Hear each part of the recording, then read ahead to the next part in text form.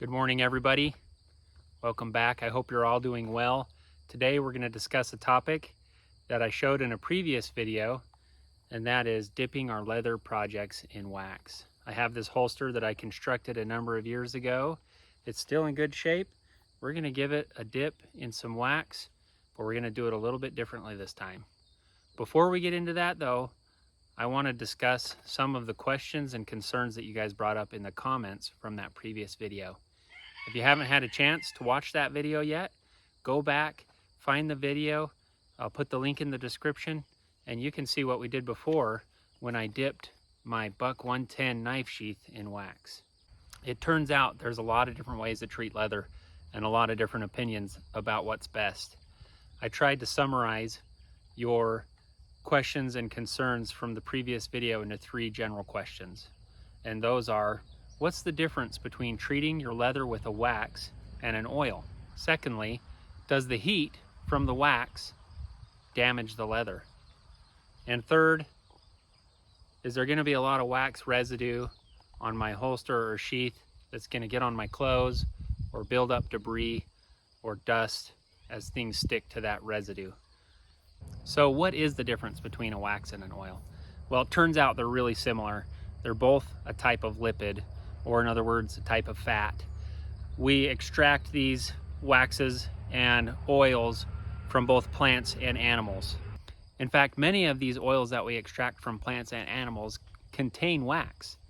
And the petroleum that we extract from the earth also contains wax and oil. Paraffin wax is a byproduct of refining petroleum. There are some structural differences between an oil and a wax that leads to oils being liquid at room temperature where waxes are solid. So oils have a lower melting point. That's good because that means you don't have to heat that oil up to get it to penetrate deep into the fibers of the leather, whereas a wax, you need to use heat as a carrier. Oils, especially plant-based oils and petroleum-based oils, will often have some volatility, and that means they can easily change from a liquid to a gas. In my experience, the runnier an oil is, the more likely it is to be volatile, and the more often you're going to have to reapply that oil to the leather. You have to be a little bit careful when you're buying oil treatments for leather and wax treatments as well. A lot of the oil products are diluted with a petroleum-based oil or a chemical that helps add more fluidity to that compound and help it penetrate better into the leather. But the disadvantage of that is it's not 100% pure. There's a lot more volatility, and you're going to have to reapply it a lot more often. Some examples are mink oil that comes from mink, neat's foot oil that comes from the shin bones of cattle. Those are both great leather treatments. But a lot of times the products that say neat's foot oil or mink oil will have more than just mink oil and neat's foot oil in that compound. Anytime you see on the label the word compound, it means there's more in there than just the oil that's being advertised. So be aware of that and know it probably means that's going to be a runnier product and it's going to be more volatile. Another disadvantage of oil is that it can cause the leather to act like it's wet because it is saturated with a liquid. So you have to be more judicious about how much you're applying to the leather and make sure you don't overdo it because you don't want to lose the form and function of your holsters and sheaths. Waxes, on the other hand, will not cause the leather to lose form or function because they're solid at room temperature. The problem is, without some kind of carrier, it's impossible to get that wax to penetrate into the leather. You can have a carrier in the form of another oil to dilute that wax, or in the form of heat, which is what we're using here to treat this holster in a little bit. So that brings us to the question, does heat harm your leather? Yes, it does, but how hot can you get it before you see any damage? Well, I've seen research that suggests between 170 to 200 degrees Fahrenheit. And the damage is caused when the leather shrinks and the fibers, the collagen fibers within that leather shrink. They become denser, harder, and more brittle, and they're less able to withstand bending and movement. The point at which leather does this is called plasticization. I've seen a lot more online in layman's term, people referring to it as the cooking point. So let's talk about it as the cooking point. Research suggests that wet leather is more susceptible to cooking and at lower temperatures, whereas leather that's been treated with an oil or a wax can withstand higher temperatures because those fibers are reinforced by that oil that penetrated into the leather. To test this on my own, I cut 3 pieces of leather out. I dipped one in water, one in wax, and left one dry. I put them in the oven at 250 degrees, left them for a couple of hours, and you can see the results for yourself.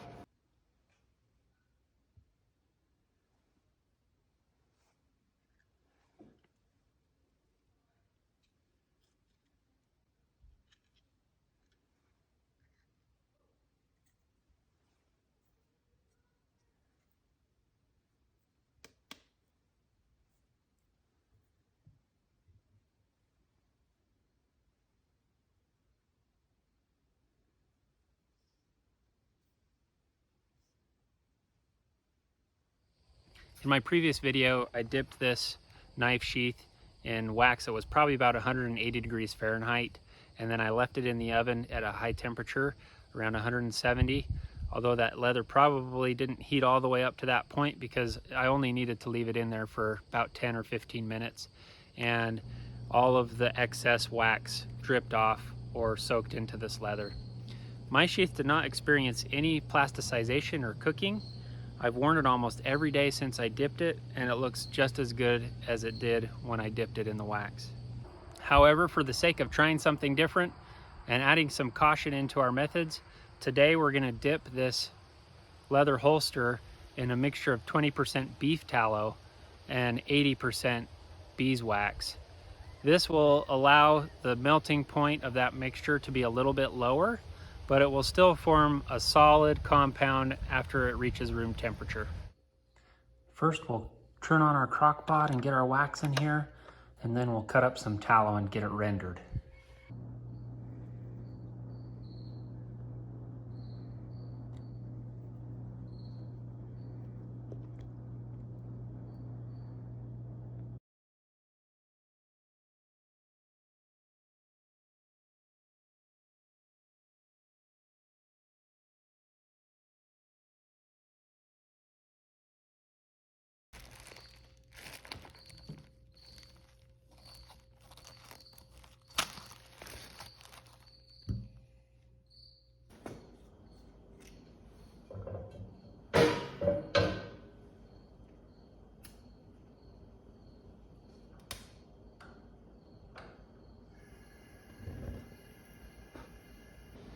Beef tallow exhibits similar characteristics to a wax. It's solid at room temperature, but it has a melting point around 100 degrees.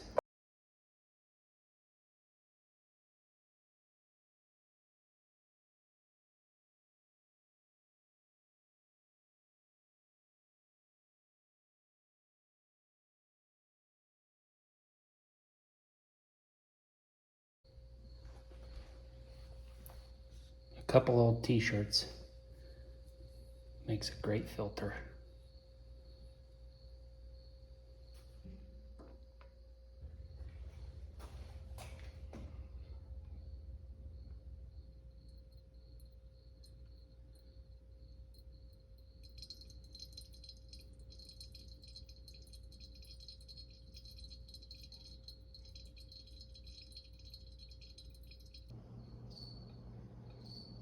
It is taking some time for that to soak down through these old cotton t-shirts, but it looks like it's doing a fine job of filtering it out.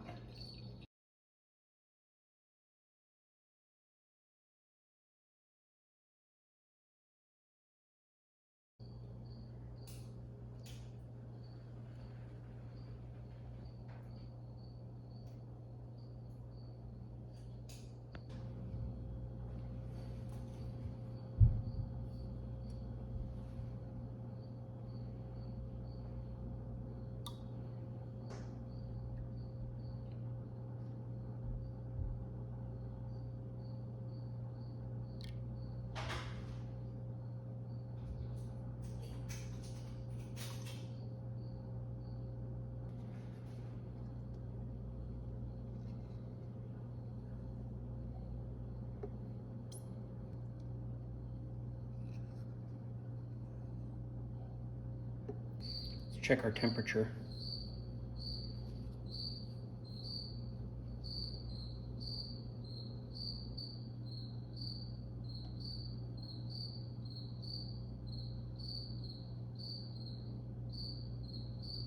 It's settling in about 187 to 190. That's 87 degrees Celsius. So what I'm going to do is I'm going to switch this crock pot off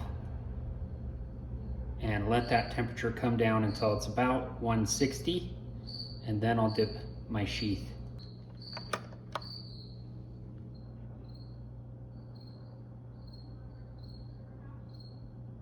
We're holding pretty steady now, around 162 degrees Fahrenheit. That's 72.3 degrees Celsius. We're good to go ahead and dip this holster now.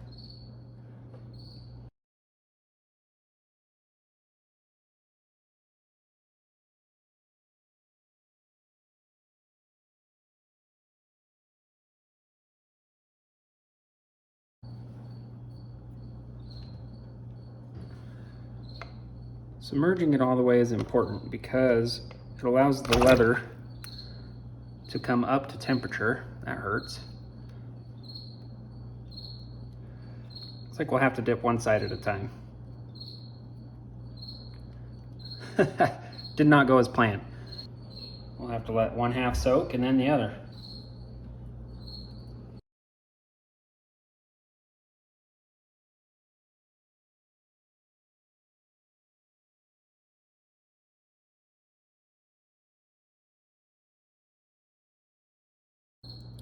All right, so this dipping did not go to plan, but I guess that's to be expected. If I had been able to fill this crock pot up a little higher with the wax and tallow solution, it would have been just fine. But it's hard to get this whole piece of leather up to temperature. You can see the spots where the leather came up to temperature. It's soaked in just fine. The rest has a big buildup of residue. So we're gonna have to resort to plan B.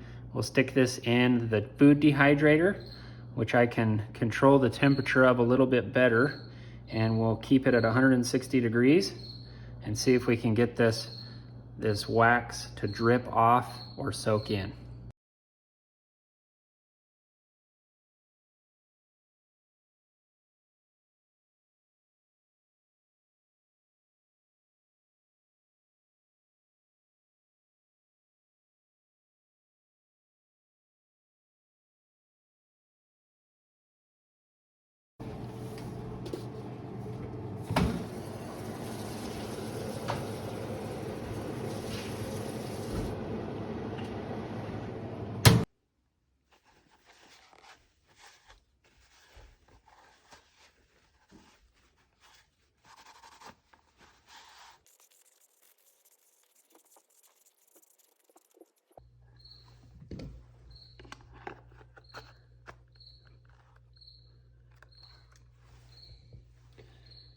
Gonna do some forming while this leather is still fairly warm.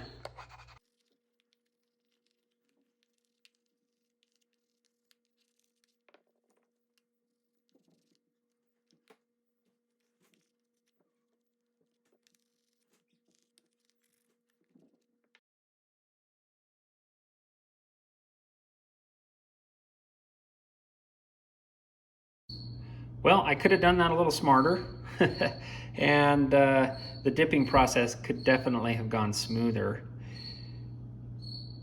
But after taking this to the dehydrator and letting it set in there at 160 degrees for a little while, it turned out pretty good. Quick comparison between our 100% beeswax and our 80% beeswax with 20% beef tallow. This does have a little bit softer feel, but it's maintaining its shape very well. The color's not a lot different. Maybe it's just a slight difference, a slightly lighter color with the beef tallow versus the 100% beeswax. I like it. I'm continuing to learn and improve my process, So take it easy on me in the comments. I know this may not be your #1 choice of treating leather, but it was a good learning experience for me, and I like the direction that this is going, and I feel confident that this leather is healthy and strong, and confident that it can withstand the elements very well. There really isn't a lot of residue on this leather, and I have no concerns about any wax getting on my clothes or a buildup of residue. In fact, this wax, if anything, makes it less likely for any dust or dirt to stick to this leather. It's slick, it's buffed off, it's gonna keep the rain out and the debris. I haven't had any experience